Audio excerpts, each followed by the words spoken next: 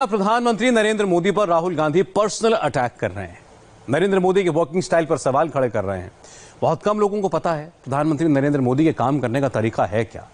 तो थोड़ी देर पहले हमने प्रधानमंत्री का एक नया वीडियो देखा। इसमें आपको नरेंद्र मोदी का एक नया अंदाज दिखेगा। प्रधानमंत्री से संवाद का एक नया तरीका नजर आएगा।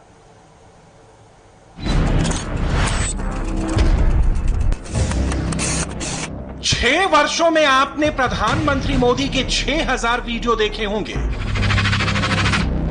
600 भाषण सुने होंगे। नमस्कार। लेकिन आज आप प्रधानमंत्री का एकदम नया अंदाज देखने वाले हैं। प्रधानमंत्री मोदी को टफ टास्क मास्टर कहा जाता है, लेकिन प्रधानमंत्री का संवाद सुनकर आप मोदी की अच्छाई और सच्चाई को समझिए। आप कभी एक स्टडी कीजिए, किसी भी ब्लू कॉलर वाले व्यक्ति को अगर आप बात करोगे और उसको पूछिए भाई क्या चाहते हो, आमतौर पर 100 में से 80 लोग ये जवाब देते हैं कि बच्चों की अच्छी पढ़ाई चाहते हैं। उनको पूछो क्या कर्ज है क्या आपको, तो ज्यादातर लोग कहेंगे हाँ कर्ज है। फिर पूछेंगे भाई क्यों कर्ज किया, तो कहता है बच्चों की फीस के लिए कर्ज किया। मतलब उसकी जिंदगी में प्रायोरिटी है कि मैंने तो ड्राइवर के नाते जिंदगी गुजारी, मैं मेरे बेटे को ड्राइवर नहीं बनाऊंगा। आपके इस पूरी व्यवस्था में इस मुद्दे को एड्रेस करने की कोई व्यवस्था हो सकती है क्या? सरकारी रूटीन से अलग वर्चुअल मीटिंग को भी प्रधानमंत्री नरेंद्र मोदी इंटरेस्टिंग बनाकर रखते हैं। बहुत ही प्रोडक्टिव डिस्कशन है। देखिए उन्नति वैसे भी AAA है हैं? आदिल है, आलोक है, अंजलि है, तो AAA तो वैसे ही है। Thank you. मीटिंग में मोदी के संवाद का तरीका और हर शब्द के पीछे फुल होमवर्क होता है। प्रधानमंत्री के आइडिया वाले ज्ञान का विज्ञान समझने के लिए आप संवाद को बहुत गौर से सुनिए। अब हम कह देंगे भाई हमारा ऊर्जा गंगा प्रोजेक्ट है, ईस्टर्न इंडिया के अंदर हमारा ऊर्जा गंगा प्रोजेक्ट लगेगा, इतना बजट आएगा, बिकना आएगा, ये सरकार घोषित करेगी। फिर वहां जो लेबर मिल जाएंगे, जो आज मनरेगा में काम करता है, चलो यहां मिला तो 3 महीने के बाद धीरे धीरे वो अपना पाइप डालना सीख जाएगा, फिर धीरे धीरे वेल्डिंग सीख जाएगा। इसमें क्वालिटी कॉम्प्रोमाइज होती है, स्पीड कॉम्प्रोमाइज होती है।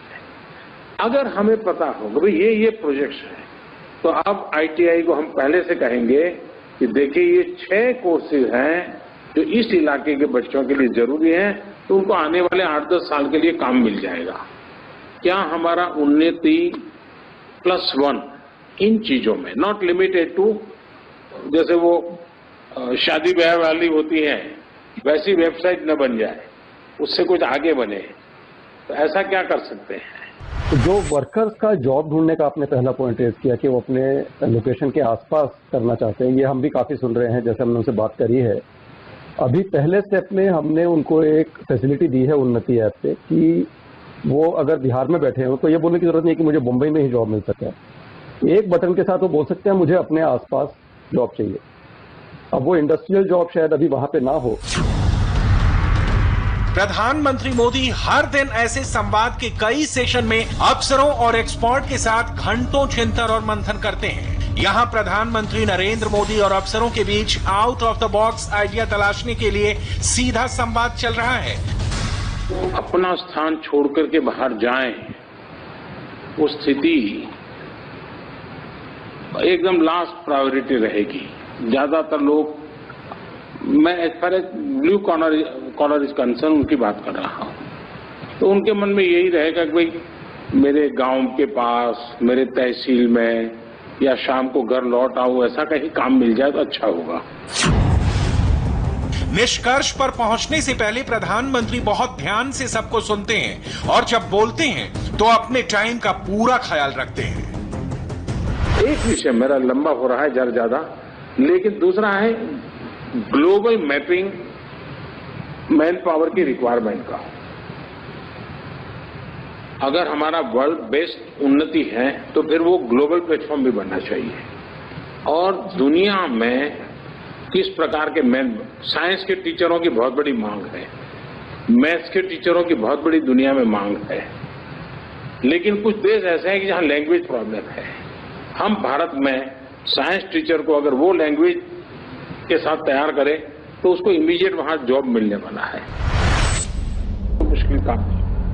संवाद का ये वीडियो प्रधानमंत्री मोदी के ड्रीम प्रोजेक्ट का है। हर गांव, हर शहर, हर कस्बे में रहने वाले गरीब मजदूरों को आत्मनिर्भर बनाने का है। ड्रीम प्रोजेक्ट को लेकर नरेंद्र मोदी के दिमाग में क्या चल रहा है? क्या मैं उन्नति के माध्यम से आर्टिफिशियल इंटेलिजेंस का उपयोग करते हुए मैं ये कह सकता हूं कि भाई ये फलाना डिस्ट्रिक्ट है जहां पर इस प्रकार की स्किल वाला मैन पावर बहुत है। जैसे ही मुझे पता चले भाई नेचुरल कोर्स में इस इलाके में ये स्किल है, तो जो इंडस्ट्री वाला है वो सोचेगा कि अब मुझे जब एक्सपांशन करना है तो मैं लोकेशन वहां पसंद करूंगा ताकि मुझे स्किल मैन पावर वहां अवेलेबल है, और उसके कारण मुझे कभी भी हाउसिंग, ट्रांसपोर्टेशन, ये सारी झंझट की जरूरत नहीं पड़ेगी। लोग आएंगे, काम करके चले जाएंगे। एक तो ये तरीका है, उसको उसके अंदर इनकॉर्पोरेट किया है कि या कर सकते हैं क्या, और कर तो सकते हैं, कोई मुश्किल काम नहीं। चाइनीज वायरस के चैलेंजिंग टाइम में बड़े बड़े रिफॉर्म और सबको साथ लेकर परफॉर्म करने की घड़ी है। प्रधानमंत्री नरेंद्र मोदी के दिमाग में लाइन एकदम क्लियर है, सॉल्यूशन टेम्पररी नहीं बल्कि अब 100% परमानेंट होगा। क्या कहीं हम उन चीजों को जोड़ सकते हैं क्या? ठीक है भाई, तुम आज फिटर के रूप में काम सीखे हो, लेकिन तुम्हें मौका मिले तो क्या सीखना चाहोगे? इसमें तुम और क्या वैल्यू एडिशन करना चाहोगे? तुम्हें मौका मिले, वो कहेगा कि मैं साहब फिटर तो सीख लेंगे, मुझे ड्राइविंग सीखने को मिल जाए तो अच्छा होगा। मैं आगे चल करके एक टैक्सी लेना चाहता हूं, मैं अपने पैरों पर खड़ा होना चाहता हूं। ठीक है, फिटर के नाते काम करता हूं, टर्नर के नाते काम करता हूं, लेकिन ये उसके मन में रहेगा। क्या हम उसको कहीं एड्रेस कर सकते हैं क्या? वीडियो कॉन्फ्रेंस के जरिए प्रधानमंत्री नरेंद्र मोदी ने टेक्नोलॉजी एक्सपर्ट्स को अपना संकल्प बताया और विकल्प पर विस्तृत चर्चा की। सरकार से एक क्षेत्र है लोगों को घरों में अपनी रिक्वायरमेंट्स, जो फ्रीलांस सेवाएं देते हैं। कुछ लोग होते हैं 8 घरों में खाना पकाने के लिए जाते हैं और 1 घंटे में खाना पका करके निकल जाते हैं, दूसरे घर जाते, तीसरे घर जाते, ऐसे लोग होते हैं। ये बहुत बड़ा मार्केट है शहरों में जी, और उसमें सबसे बड़ी बात रहती है उस व्यक्ति पे भरोसा कैसे करें।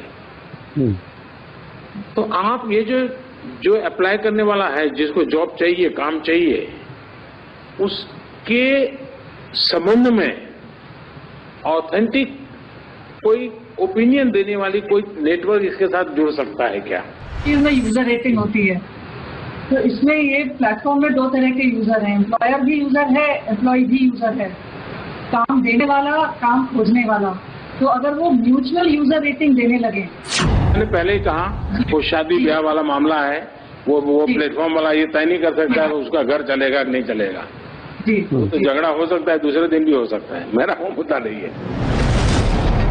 इस संवाद को सुनकर आपको पता चलेगा कि 24 घंटे प्रधानमंत्री को देश के एक एक गरीब और मजदूरों की फिक्र है, उनके परिवार की फिक्र है, जो इस उम्मीद में बैठे हैं कि मोदी सरकार कोई रास्ता निकालेगी, जो इस उम्मीद में बैठे हैं कि सम्मान के साथ काम मिलेगा। हमें स्पेशल केयर करने की जरूरत है जी। उसी प्रकार से मान लीजिए कि भाई आप मान लीजिए फीमेल के लिए रखा जेंडर का, लेकिन साथ में ये भी रखिए क्या आपका छोटा बच्चा है क्या जी, तो हम उसकी केयर के लिए ये करेंगे। ये एक सोसाइटी की रिस्पॉन्सिबिलिटी का भाव है। ये डिस्क्रिमिनेशन के टोन में तो बिल्कुल नहीं होना चाहिए।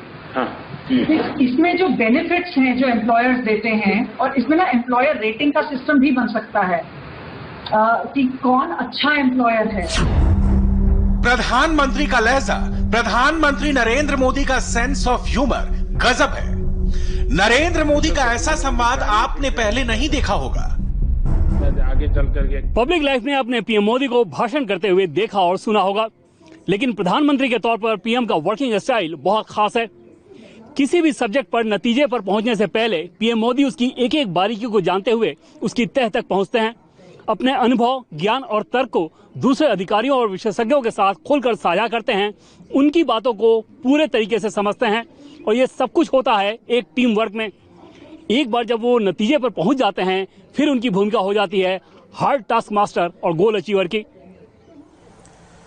आपने प्रधानमंत्री नरेंद्र मोदी का चिंतन मंथन देखा, उनका पर्सनल टच देखा। प्रधानमंत्री की एक और शैली है, वो है आध्यात्मिक शैली। आपको मोदी की ये शैली 5 अगस्त को देखने को मिलेगी। लेकिन अयोध्या में राम मंदिर निर्माण को लेकर लोगों में बहुत क्यूरियोसिटी है। करोड़ों राम भक्त राम मंदिर के बारे में बहुत कुछ जानना चाहते हैं। भक्तों की इस उत्सुकता का जवाब हमारे रिपोर्टर निर्णय कपूर ने तलाशा। इस रिपोर्ट को देखने के बाद आपको राम मंदिर से जुड़ी कई नई और दिलचस्प बातें पता चलेगी। अंबाजी का अक्स होगा और नए डिजाइन का ब्लूप्रिंट आ गया है। मंगल भवन अमंगल हारी द्रवहु सुदस। डिजाइन में बदलाव के साथ कैसा होगा प्रभु श्री राम का मंदिर, उसके बारे में राम मंदिर के चीफ आर्किटेक्ट से एक एक डिटेल जुटाई है हमारे गुजरात के ब्यूरो चीफ निर्णय कपूर ने। आखिर क्यों जरूरत पड़ी डिजाइन में बदलाव की? राम मंदिर के डिजाइन को लेकर के डिसीजन 1988 में ही आ गया था और सबकी यही भावना थी कि राम मंदिर जब भी बने भव्य बने। करीब 3 दशकों के लंबे इंतजार के बाद अब वो दिन भी आ गया है जब राम मंदिर बनने जा रहा है। इसके बाद अब ये भी चर्चाएं शुरू हो गई हैं कि जो भव्य राम मंदिर है वो और ज़्यादा भव्य बने। इसके लिए इसके डिज़ाइन में भी कुछ बदलाव होना चाहिए, जिसको लेकर के काफ़ी डिस्कशंस भी हुए। लेकिन राम मंदिर ट्रस्ट से जुड़े जो लोग हैं उन्होंने ये निष्कर्ष निकाला कि मंदिर के डिज़ाइन की जो मूल भावना है उसके साथ किसी भी प्रकार की छेड़छाड़ नहीं की जाएगी। लंबी कानूनी लड़ाई चल रही थी। तय नहीं था कि रामलला टाट से कब निकलेंगे, लेकिन राम भक्तों की उम्मीद की नाव ने हौसला नहीं छोड़ा। 5 अगस्त को भूमि पूजन के बाद भव्य राम मंदिर का निर्माण शुरू होगा, जो पहले से बहुत बड़ा होगा। कहा जा रहा है कि कंबोडिया के अंकोर वाट और त्रिची के श्रीरंगनाथ मंदिर के बाद ये पूरी दुनिया का तीसरा सबसे बड़ा मंदिर होगा। हिंदुस्तान के करीब 100 मंदिरों के शिल्पकार सोमपुरा फैमिली ने एक बार फिर से राम मंदिर के डिजाइन में चेंज किया। कभी कभी भगवान को भी भक्तों से काम पड़े, जाना था गंगा पार प्रभु के भक्ति उतरे। टेम्पल आर्किटेक्ट सोमपुरा फैमिली का एक बार फिर से संपर्क किया गया और उन्हें एक ऐसा डिज़ाइन पेश करने के लिए कहा गया जो राम भक्तों की भावना और भव्यता के अनुरूप हो। और फिर इन शिल्पकारों ने देश के करीब 10 ऐसे मंदिरों के स्थापत्य का और आकार का मूल्यांकन शुरू किया, जहां पर सबसे ज़्यादा भक्त जो हैं वो विजिट करते हैं। और फिर बाद में उसके स्थापत्य के अनुरूप एक ऐसा डिज़ाइन पेश किया गया जो इन 10 मंदिरों के स्थापत्य की छाप जिसमें दिखती हो। और वैसे मैं बता दूं कि इस मंदिर का डिज़ाइन सबसे ज़्यादा सोमनाथ मंदिर और अंबाजी मंदिर के स्थापत्य से प्रभावित है। प्रधानमंत्री मोदी और रक्षा मंत्री एक एक बार डंके की चोट पर कहते हैं, भारत की 1 इंच जमीन कोई नहीं हड़प सकता। जब कोई इतने विश्वास के साथ कोई बात कहता है तो उसके पीछे जरूर कोई ठोस वजह भी होती है। और ये वजह आपको बुलेटिन ऑफ एटॉमिक साइंटिस्ट की एक रिपोर्ट में मिलेगा। 2017 में जब डोकलाम विवाद खत्म हुआ तो उसके बाद मोदी सरकार ने बहुत बड़ा फैसला लिया। इस रिपोर्ट के मुताबिक भारत चीन से परमाणु युद्ध तक के लिए पूरी तरह तैयार है। बुलेटिन ऑफ एटॉमिक साइंटिस्ट के इन 2 हेडलाइंस ने चीन में पैनिक का बटन दबा दिया है। चाइनीज मिलिट्री हाई कमांड में हाई लेवल मीटिंग का दौर शुरू हो गया है, क्योंकि भारत और चीन के बीच जितनी टेंशन दिख रही है, हालात उससे कहीं ज्यादा खतरनाक हैं। बुलेटिन ऑफ एटॉमिक साइंटिस्ट ऐसी संस्था है जो दुनिया भर में परमाणु कार्यक्रम पर नजर रखती है। किस देश ने कैसे अपनी न्यूक्लियर पॉलिसी को कितना चेंज किया है, इस पर रिसर्च करती है।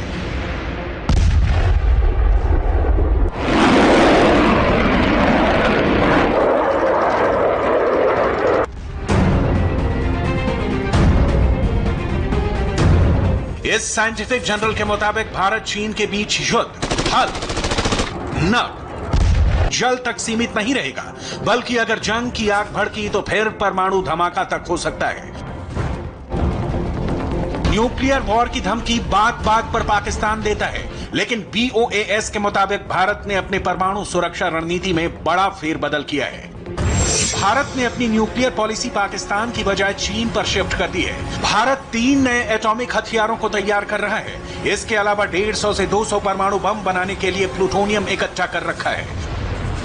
इस रिपोर्ट के मुताबिक 2017 डोकलाम स्टैंड ऑफ के बाद से भारत को अपनी न्यूक्लियर पॉलिसी बदलनी पड़ी। दरअसल डोकलाम के बाद सरकार को चीन पर एक सीक्रेट डॉक्यूमेंट सौंपे गए, जिसमें जिक्र था कि चीन हमला करके भारतीय सरजमीन पर कब्जा करना चाहता है और जब भारतीय सेना अपनी जमीन वापस लेने की कोशिश करेगी तो परमाणु हथियार तैनात कर दिए जाएंगे। लेकिन चीन ये भूल गया था कि हिंदुस्तान पहले से न्यूक्लियर ट्रैड संपन्न देश है, यानी भारत आसमान से, जमीन से और समंदर के अंदर से परमाणु हमला करने में सक्षम है। इंडिया के पास ऐसे हथियार हैं जो तीनों मोर्चों से किसी भी देश पर न्यूक्लियर वॉर कर सकते हैं। LAC पर आपने सुखोई मिराज 2000 को उड़ान भरते हुए देखा होगा। जल्दी ही राफेल भी फॉरवर्ड एयरबेस पर तैनात हो जाएंगे। ये भारत की first line of atomic defence है। इंडिया आसमान में सुखोई, मिराज 2000, जगुआर और राफेल से परमाणु हमला कर सकता है, वहीं जमीन से अग्नि और पृथ्वी मिसाइल सीरीज से न्यूक्लियर अटैक कर सकता है और समंदर के अंदर से K-15 और K-4 मिसाइल से एटॉमिक वार कर सकता है। पाकिस्तान छोटा देश है और वहां पर हमला करने के लिए ज्यादा दूरी की मिसाइल की जरूरत नहीं है, लेकिन चीन बहुत बड़ा देश है। दिल्ली से चीन की राजधानी बीजिंग की दूरी 3782 किलोमीटर है।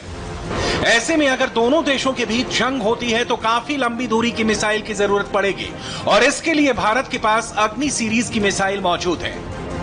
अग्नि 2 की रेंज 2000 किलोमीटर है, अग्नि 3 की रेंज 3000 किलोमीटर है और अग्नि 4 की रेंज 4000 किलोमीटर है और सबसे बड़ी अग्नि 5 की रेंज 5000 किलोमीटर है। 5 मिसाइलों में सबसे शक्तिशाली है अग्नि 5। ये 5000 किलोमीटर दूर तक सटीक निशाना लगा सकती है। इसकी रफ्तार आवाज की गति से 24 गुना ज्यादा है, यानी करीब 30,000 किलोमीटर प्रति घंटे। ये मिसाइल 17 मीटर लंबी है और 2 मीटर चौड़ी है। ये 1.5 टन के परमाणु बम को लेकर लॉन्च की जा सकती है। भारत की अग्नि 5 टेक्नोलॉजी के मामले में सबसे एडवांस, सबसे अव्वल है। ये नेविगेशन, गाइडेंस, वॉरहेड और हाईटेक इंजन से लैस है। इसके अलावा अग्नि 6 मिसाइल का काम भी तेजी से चल रहा है।